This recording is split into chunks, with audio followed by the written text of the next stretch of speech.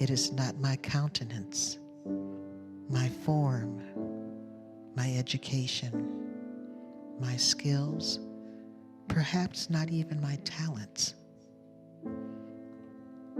It is my core beingness, my consciousness, my awareness. It is both my willingness and my ability to know the divine, to feel the divine, to be with the divine, and to be open to the divine knowing, feeling, and being with me in a state of pure, loving energy. It is my embrace of every life form that walks upon the earth, or glides through the sky, or swims in the sea. Every blade of grass, every leaf, every vine, every blossom that makes up the community of my garden, and the insects, all manner of slinking and hopping critters, all the way down to the microorganisms that create and sustain life, as well as the wind, the stars, the expanse of the heavenly bodies. As I am in the midst of these, I become aware of my responsibility to be a sharing, caring, respectful relationship with life. Throughout my days, I must be ever mindful. Am I loving my work? Am I loving my neighbor? Am I loving myself? Do I see the beauty that is all around me? Do I hear magnificent sounds and music? Is it the discord I am taught to believe that commands my attention, or is it the peace, the beauty, the love that I envision and create? In every moment, I make a choice to live that life of meaning and significance, to create, and I give thanks. As I share these words with you, I invite you to open to the knowingness of the meaning and significance of your life. And we take time in the silence, breath to breath, heart to heart, meeting within the space of divine mind.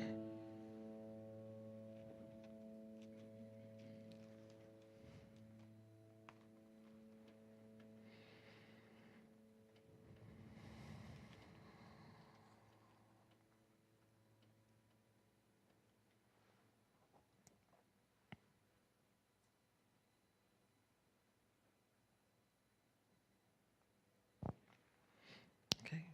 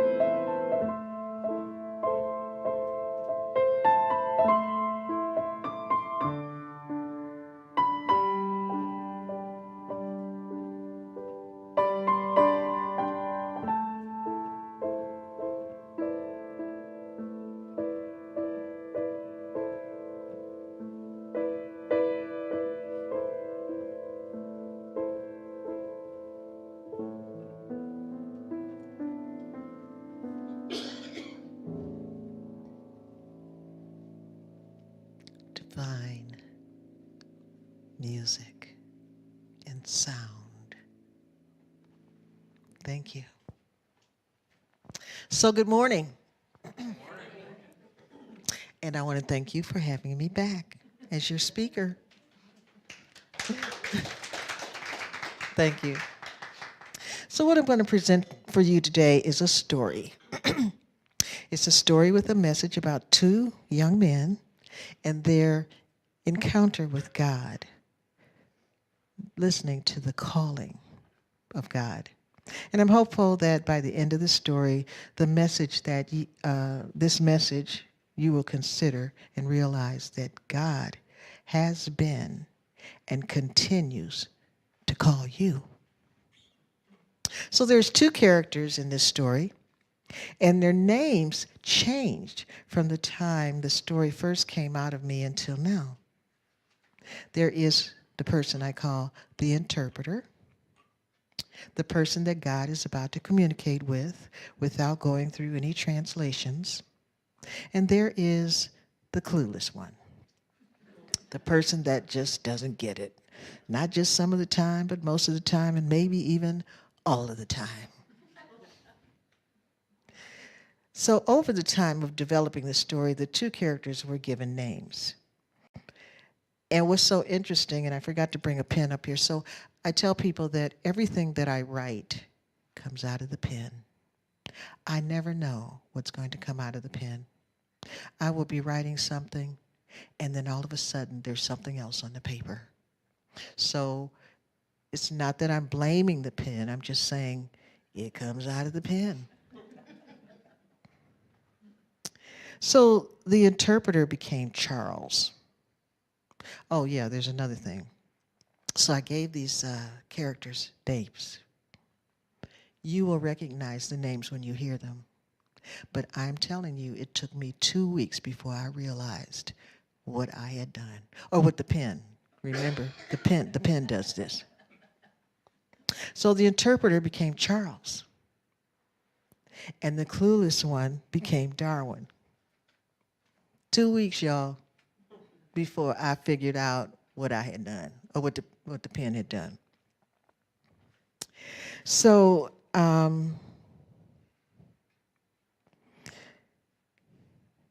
anyway, we have Charles and Darwin. They met each other in college when they were assigned to the same dorm room. And they were basically polar opposites. Charles was studious and responsible with a strong work ethic. Darwin, not so much. And as you might suspect, theirs was not a very close relationship, at least not in the beginning. Mostly they spent their time apart with their own activities and their own sets of friends. But over time, they started to share what was going on in each other's lives. They developed a mutual sense of trust, respect, and camaraderie, a true friendship. But getting used to Darwin took quite some time. Charles found him to be a bit unusual, always trying to get over, wanting to get something for nothing. In fact, mostly due to Charles, Darwin succeeded in graduating from college. Charles didn't want to see Darwin fail, so he pushed and nudged and prodded and whatever else he could do to get Darwin to go to his classes and get his work done. Graduation came, and they were to go their separate ways. But instead, they continued their roommate relationship off campus as they both entered that big, wide world of work, otherwise known as reality. This is where things start to get quite interesting. It was after work one day. Charles found Darwin sitting at the table with a huge book. It was so obvious that Charles had to ask him, "So, what you reading?" Darwin responded, "Hey, Charles, I'm reading this new book, How to Be Successful Without Inspiration, Without Thought, and Without Action." Yeah, I've been looking for something like this for the longest time. It was written just for me. Now, Charles was used to Darwin reading these crazy kinds of books. It made all kinds of unrealistic promises, and he commented in typical fashion, "Yeah, I know. So who's it by?" Darwin responded immediately, enthusiastically. "Somebody real smart. They use only letters for their name. TWBA PhD. So to this, Charles shook his head and offered his own translation. "Yeah, they will believe anything piled high and deep." Charles had mumbled this under his breath, not really intending Darwin to hear. They had talked at length about how Darwin was always searching for quick fixes. This time, Darwin wasn't sure what he heard. "So, what's that?" Charles responded, "Nothing. When are you going to stop looking outside of yourself in all the wrong places for what will make you successful and happy?" Darwin responded, "Until I find it. It's out there somewhere. I just have to keep looking." Well, Charles realized, if nothing else, Darwin was persistent. So let me paint you a picture of their common room, because it's significant for what happened next. There are a couple of comfortable chairs, a side table with a lamp and telephone, and an area rug. It's not very big, cozy, in fact. You can take everything in with a quick, casual sweep of the eye. Everything could be seen and heard by anyone in the room. So it surprised Charles when he heard a strange sound, and Darwin didn't react. Psst, psst, psst, psst, psst. He heard that sound a second time. Psst, psst, psst, psst, psst. He looked over at Darwin, who was thoroughly engrossed in his self-help book, and said, "I think I hear something." Darwin responded almost mechanically, "What?" Charles, hopeful that Darwin was finally engaging, stated, "Somebody's talking or something."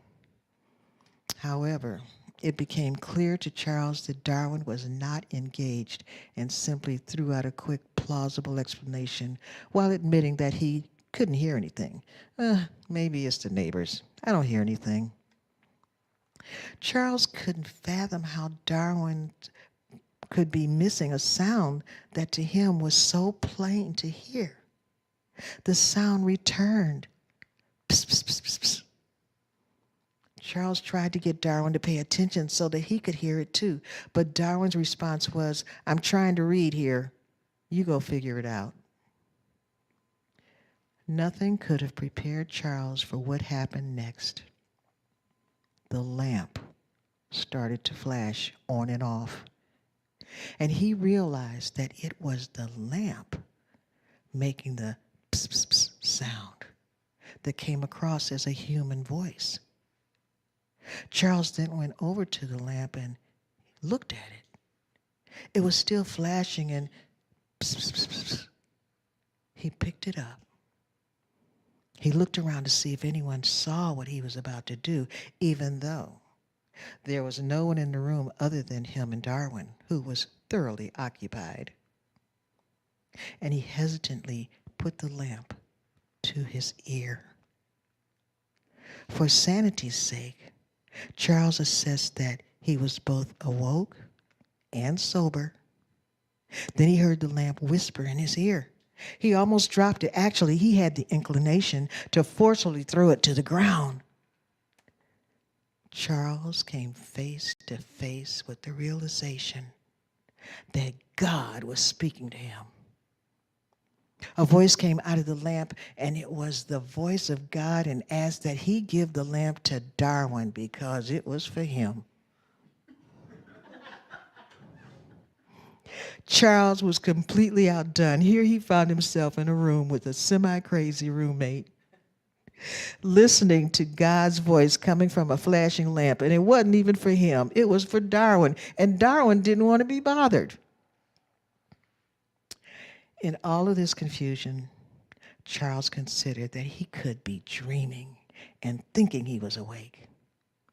He pulled himself together and finally answered God, Mm-hmm. Okay. He turned to Darwin, held the lamp out, and said, "Here, it's for you." Now, Darwin was still reading his book and didn't have the slightest clue. Remember, he is the clueless one as to what was going on. Although totally distracted, he asked, "Who is it?" Charles looked down at the lamp.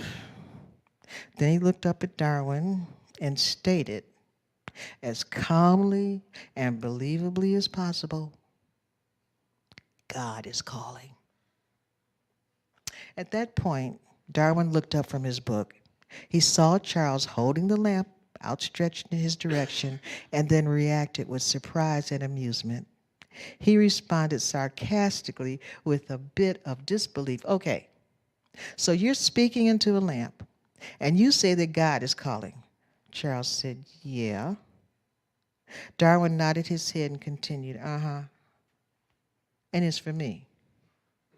Charles responded again, "Yeah." At this point, it seemed to Charles that Darwin was playing along with some game he was thinking Charles was playing when Darwin says, "Okay, so what does God want with me?" At that point, Charles gave an answer of his own. "Well, speak to you, I guess." Darwin wasn't satisfied. He folded his arms, looked at Charles as if he had lost his ever-loving mind, and humored him by asking, "About what?" Charles was now faced with asking God to answer Darwin's question, and he was super nervous. He wasn't sure what to expect.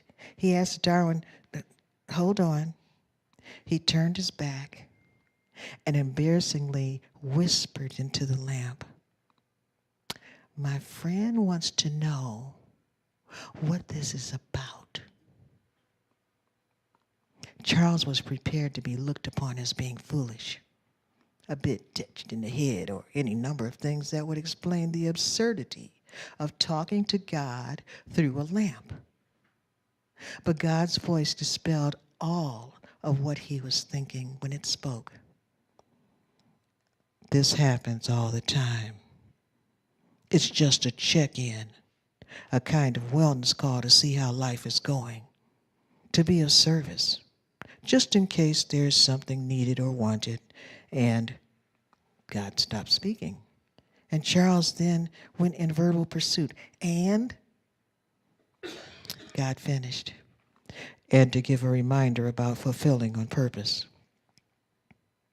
So now, Charles had to replay God's message to Darwin. He turned and looked at Darwin, who was folding his arms, leaning back in his chair. He asked Charles, "So what did God say?"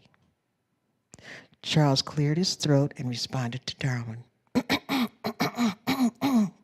"Well, just the usual stuff, you know. How's life? Wants to know how well you're doing. Wants to be of service in case you want or need something, and to," at this point, Charles sped up what he was saying, "reminded you about whether or not you're fulfilling on purpose." Darwin came back with a suspicious tone in his voice. "What was that last part?" Charles composed himself and repeated what he said, talking louder and slower, all the while rolling his eyes toward the ceiling. "To remind you about whether or not you are fulfilling on purpose." Darwin didn't believe Charles one bit. To his thinking, the whole God is Calling story had something to do with the book he was reading, the one that Charles made fun of. Darwin confronted Charles. "Look, if you don't like my book, that's fine. Just say so. You don't have to go to elaborate lengths and make something up. Why didn't you have God use the phone?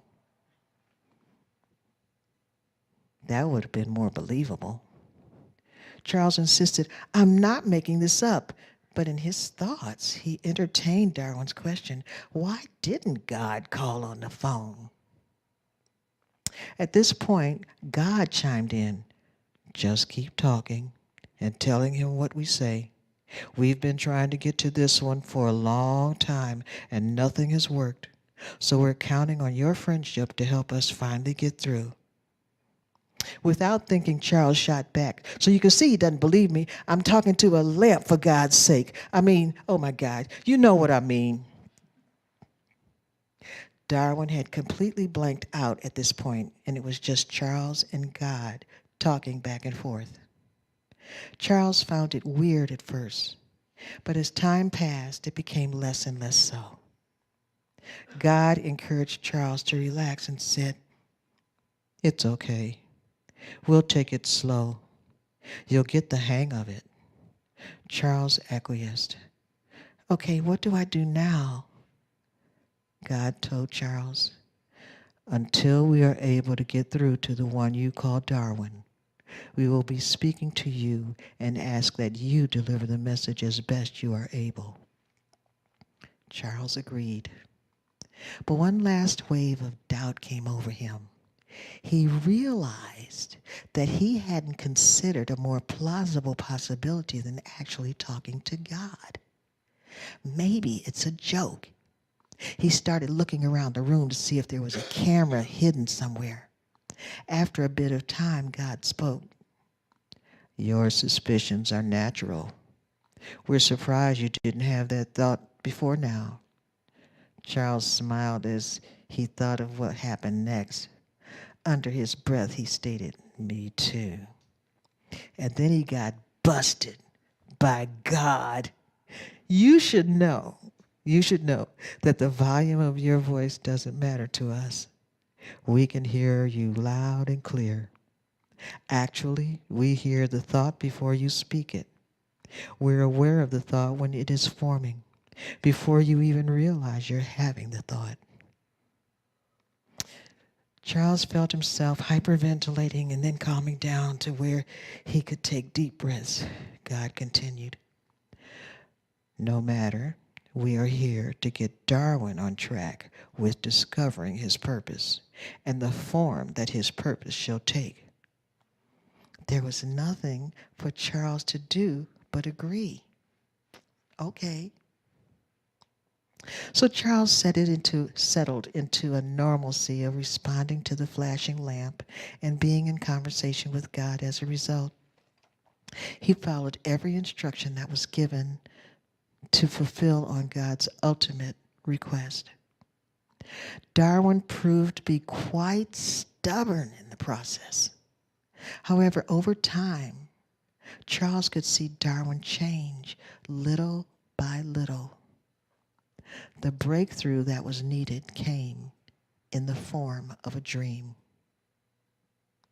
So Darwin had fallen asleep in a chair and became aware that he was dreaming. He entered into a dream memory involving a slightly open door. In the past, the door had been a barrier, but this time, Darwin was willing to go up to the door and see if it would open. But it wouldn't. He stepped back, looked at the door, turned and walked away, looking back off and on, hesitating as if trying to think of what to do to get through it. He heard God whisper, "You have the key." Darwin responded with a resolve in his voice. "I'm ready to go through the door." The door opened ever so slightly. Darwin reversed his steps and walked slowly toward the door in anticipation. He pushed on the door curiously, not sure what to expect on the other side, and poked his head in as if testing the waters. God said, "Come in, come in. We've been waiting for you." Darwin didn't really hear God, but felt it. He proceeded to the other side of the door and saw God. It appeared in a type of huddle and slowly emerged to his consciousness. One by one, aspects of God stepped forward and offered greetings in different languages, which Darwin understood and was able to respond to in the language of the greeting. He was in full dream state and started to communicate with God verbally. At first, he actually wasn't sure who he was being greeted by, but didn't ask until all aspects of God had revealed themselves. Faith, strength, wisdom, power, imagination, understanding, will, order, zeal, release, and life. Darwin asked, "Who are you?" God responded, "We're God. Welcome. We've been waiting for this day when you would finally decide to walk through that door." Darwin replied, "I remember that door. I've come upon it at other times. At first, I didn't even realize it was there, and then I saw it, but considered it to be the limit of where I could go. I remember trying to open it a few times, but I wasn't really all that interested to see if it would open, or maybe I was too scared to see if there was something on the other side. But this time, yes, this time, Darwin revealed to himself as he was revealing to God. This time I was ready to go through the door no matter what I found. It was a weird feeling and he was scared. Maybe not really scared, but he knew he was in an unfamiliar place. Yet at the same time, he felt that he belonged there. He spoke to God. "You. I came to see you. I'm realizing I belong here with you, like something that was missing is now found." Then God spoke. "Yes. All of your life has been about coming to this realization. The realization of your connection with me and me and me and me with us." For Darwin, it had become clear. "Yes, I see that now." And he smiled with a sense of great satisfaction. God caught the moment and said to Darwin, "Something is happening. Would you like to share?" Overwhelmed, Darwin blurted out, "Oh my God, oh my God. My heart, I feel so warm and full in my heart. It's never felt like this before. It's like it's too big to fit in my chest." "Get used to it," were God's words. "Once we've been together, once you've allowed yourself to connect with us, your heart does change. It becomes more full of love and awareness and abundance and compassion and patience and understanding and truth and joy and laughter." Then God started to laugh. Darwin asked, "What's so funny?" God responded, "Nothing and everything. We just like to laugh." And God laughed again before settling down and asking Darwin, "How are you feeling?" Darwin surprised himself with his response. I'm feeling like I want to be a great big hug. I just want to go out and hug everybody and make them feel good. I just want to love. I just want to love everybody." He then began to laugh and repeated louder, "I just want to love everybody." And he laughed. God's voice boomed forth, "See what we mean by the laughter? It's great, isn't it?" Darwin was overcome with excitement when he answered, "Yeah, well, you just don't know how long I've been looking for this." Darwin looked at God, whose arms were folded, and was looking at Darwin in a "you got to be kidding me" way. He decided to rephrase his comment. I take that back. I've been searching for so long in so many places. Now it's here. It's here. And he had a big realization. It's been here all the time. Another big realization. It was always in my heart, wasn't it? God nodded. I have a friend. I mean, a real friend who was telling me all along to look within myself, but I didn't realize what I was looking for was there, was here. I was so distracted by everything, money, fame, notoriety, trying to please everybody else, being stuck in my past, looking for some kind of success that I thought I wanted. I would look at everybody else and say to myself, I want that. I want what they have, not just things. I wanted their talents, their lives. I couldn't be satisfied with me because I wasn't good enough. But now, God urged Darwin, go ahead and say it. And Darwin continued, now I know that I am part of God. I'm connected to God, and a big realization. We're all connected to God. Oh my God. You hear that a lot, don't you? God nodded, shrugged his shoulders, threw up his hands, and expressed, oy vey. Then they all laughed. Darwin said, I see what you mean about the laughter. So God asked Darwin, so now what? Darwin didn't even have to think about his response. Well, I want to share this with everybody to help them realize they are part of God too. There are a lot of people like me, like I used to be. I mean, whoa, that's what the purpose thing is about, isn't it? I mean, I have a purpose. God seemed puzzled. A purpose? Darwin smiled and shot back. Don't act like you don't know. Yes, a purpose. To live my life sharing the love of God and all of those things that you shared with me earlier. And God repeats, love, awareness, abundance, compassion, patience, understanding, truth, joy, laughter. Darwin responded, yes, all of that and even more. I just can't wait.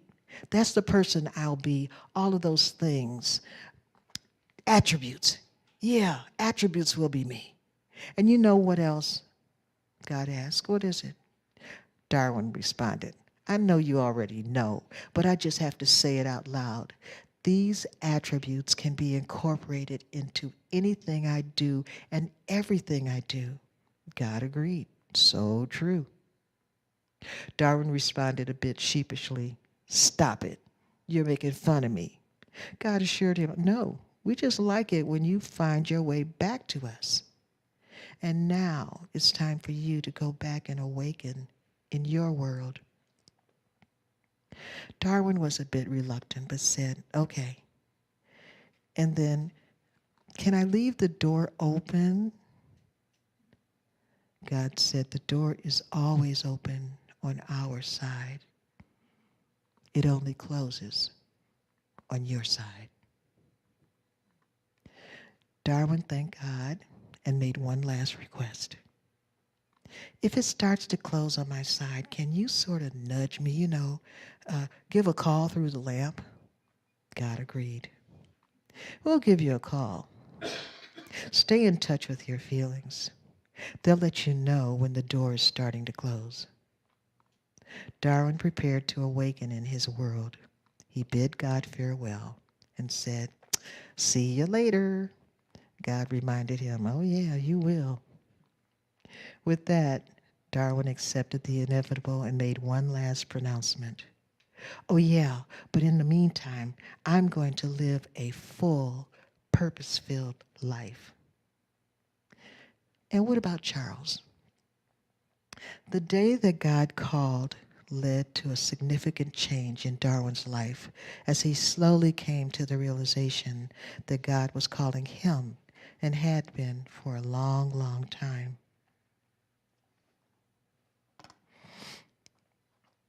Excuse me. But Charles's life was changed just as significantly. Charles came to realize that the urge to help Darwin during their college years emanated from God. It was part of Charles's purpose, being a God servant. He came to see that it is the everyday gestures that matter. Patience, kindness, compassion, industry, responsibility, and more, and that all of what we see and experience as grand are built upon a foundation of these fundamental attributes. And remember I said that I gave them names, or at least the pen gave them names. So I looked up what Charles means and what Darwin means. Charles, one of the descriptions that they gave of Charles was optimistic and motivating. And that's what happened in the story. One of the things that they gave about Darwin was idealistic. And that's also what happened in the story. And what about you? Have you experienced God calling you? A flashing light, meaning something of which you take notice. Consider that light is used to symbolize God, faith, or holiness throughout Scripture. A small voice that comes to you loud and clear with a sense of power, such as in a song or conversation or in meditation, or an experience. So I want to share with you something that happened to me. In January of 2016, I was sitting in my car in the parking lot of a grocery store listening to NPR, which is my go-to radio station. There was a story that came on about a policeman that had been shot in the neck by a young man. He was seriously injured, but he lived. The person who shot him got sentenced to 20 years. After about 10 years, he came up for parole. The policeman went to the parole hearing. He took the blood-soaked shirt that he had been wearing that day, and he took it with him to the hearing. Papers that were in his pocket and maybe a writing instrument were still there. He took those items with him for this person's parole hearing as a type of show and tell. They're not allowed to talk to each other, so he just listened to what was being said. The young man spoke about his life, about what he experienced with parents who didn't know how to take care of children, about how he, from the very young age of 10, tried to feed his brothers and sisters. As he got older, into his mid-teens, he got connected to a gang. He said that was the first time he really felt love. It was a contorted version of love, but that was the only time that he could attach that label to it.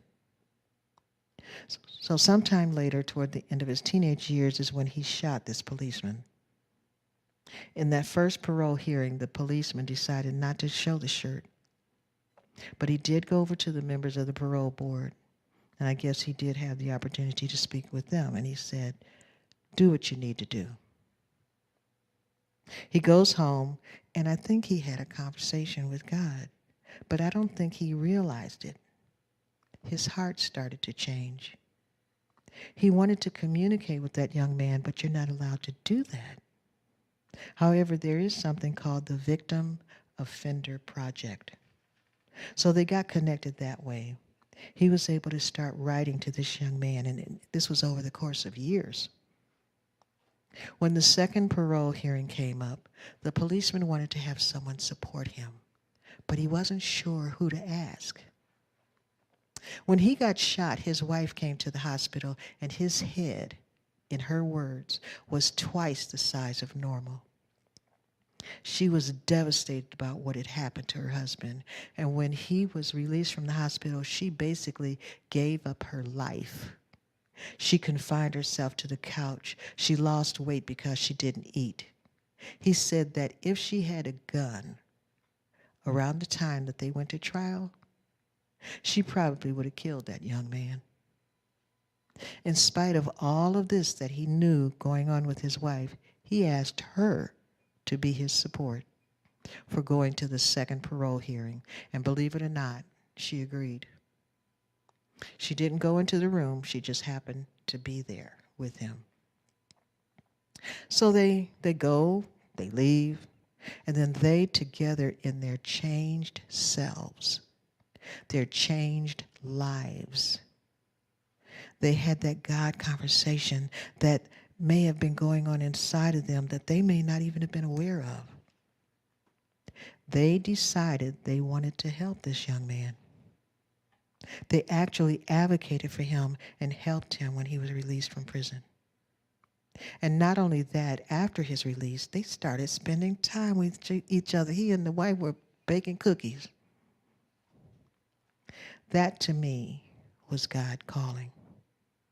And you can imagine I was boo-hooing in that parking lot listening to that story. There are other ones, too. If you think about it, there are times you have seen things happen. You have heard things happen. There may be a song that comes on the radio, and all of a sudden, in all of the words, one or two shout out at you.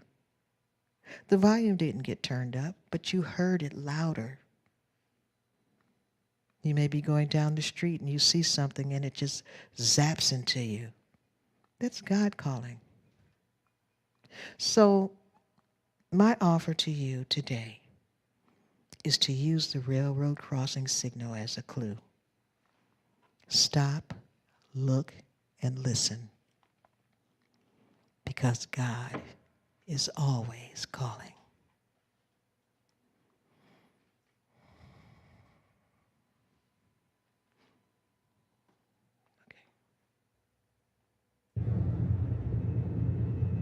Listen. Spirit speaks.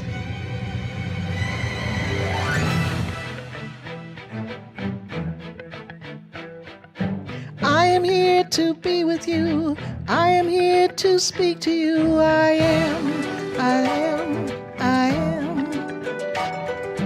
I am here to be with you. I am here to comfort you. Breathe, be still, and know there is courage deep within. Breathe, be still, and know there is courage deep within. Go there now and you will see it is who you're meant to be. Breathe, be still, and know there is courage deep within. Go there now and you will see it is who you're meant to be. Healing, love, light and power, strength, compassion, truth and joy, forgiveness, wisdom, faith and understanding, peace, beauty, laughter and grace. Know the Spirit's standing near. Hold your vision, push you now. Take a step into the light. Embrace the life you're meant to live. Know that Spirit's standing near. Let your vision push you now. Take a step into the light. Embrace the life you're meant to live. Healing, love, light and power, strength, compassion, truth and joy, forgiveness, wisdom, faith and understanding, peace, beauty, laughter and grace. Breathe, be still and know there is courage deep within. Go there now and you will see it is who you're meant to be. Breathe, be still and know there is courage deep within. Go there now and you will see it is who you're meant to be. Know that Spirit's standing near. Let your vision pull you now. Take a step into the light. Embrace the life you're meant to live. Know that Spirit's standing near. Let your vision pull you now. Take a step into the light. Know that life you're meant to live. Know that Spirit's standing near. Let your vision pull you now into the light. Embrace the life you're meant to live. Know that Spirit's standing near. Let your vision pull you now. Take a step into the light. Embrace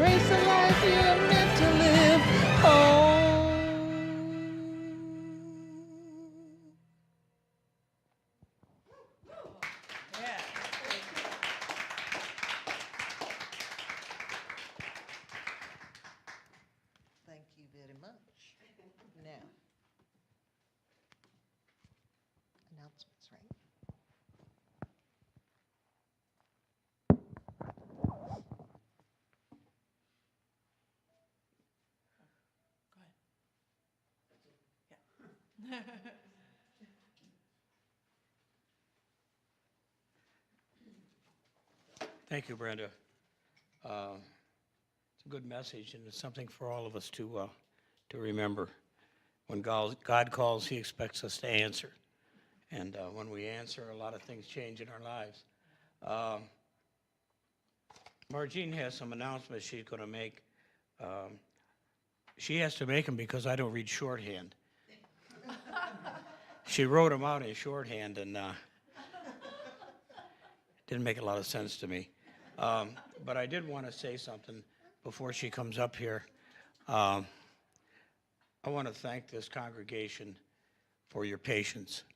In the last 3 years, we have been through a lot as a church and as a congregation. And you know what? We're a bunch of survivors. We went through COVID. We went through a move. We went through some upheaval. But we're all still here.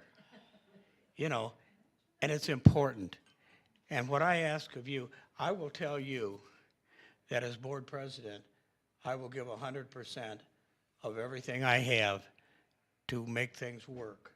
And things are working. It's getting better all the time. And I want to thank everybody. And the other thing I want to do is I would ask that anybody who is asked to step up and help us, please prayerfully consider it. We need 2 more board members. And, it's a lot of work for 3 people, believe me. And so we need a little help. So if you're asked to serve, please prayerfully consider it. It's a little bit of work, but the rewards are great. So I'll let Margene read her shorthand for us.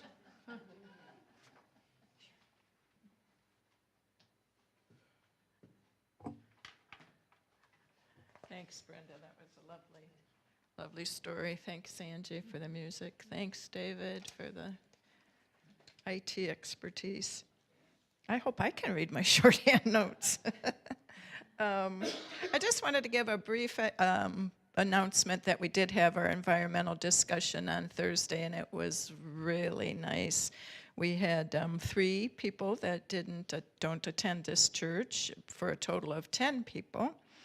And would you agree, Sandy, it was a very robust discussion? Right. We will be having another meeting. The date, time will be announced. It looks maybe after the holidays. So it was very enjoyable, very inspirational, and learned a lot. I'd like to remind everyone to please sign the Get Well card in the back. And also, if you read the newsletter, Ms. Donna gave a really good explanation about a forest bath.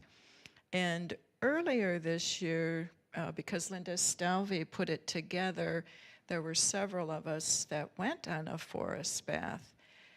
It was wonderful. And if it's offered again in the coming months in 2023, I'd really encourage everyone to at least consider it. If you've never done a forest bath, it's an experience. So now is the time where we ask if there's any visitors.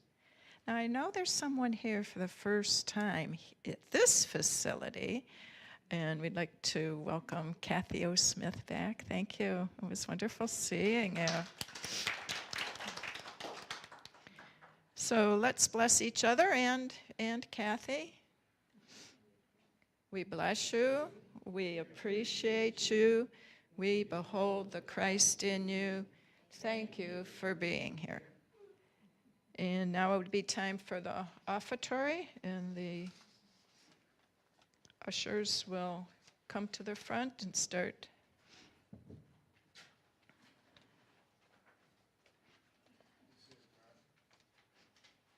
Sorry? They're going to come back up. Okay.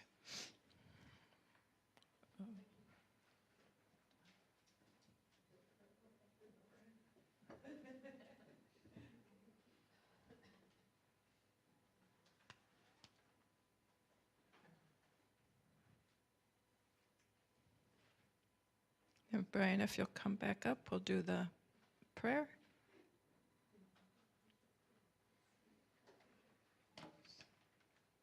So,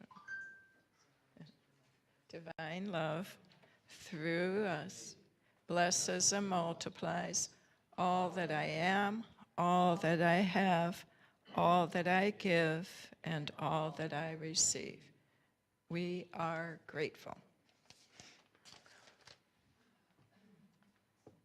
Brian, if you'd like to stay up with the offering, Brenda's going to bless them. And if someone would like to grab the prayer box and the world. Thank you, Judy. Thank you, Will.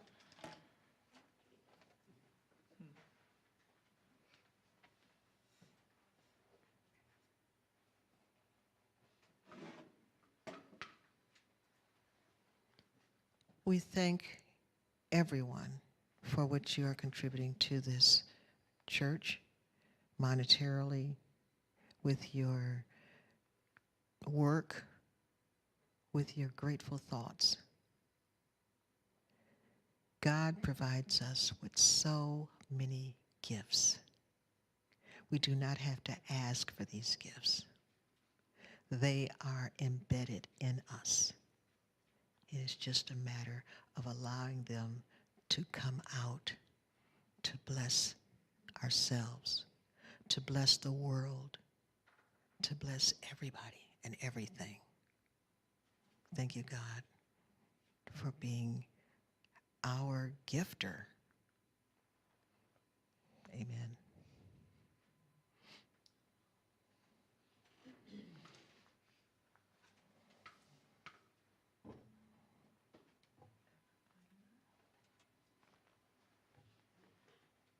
We want to form a circle for our prayer? Okay. Form the circle and sing Let There Be Peace.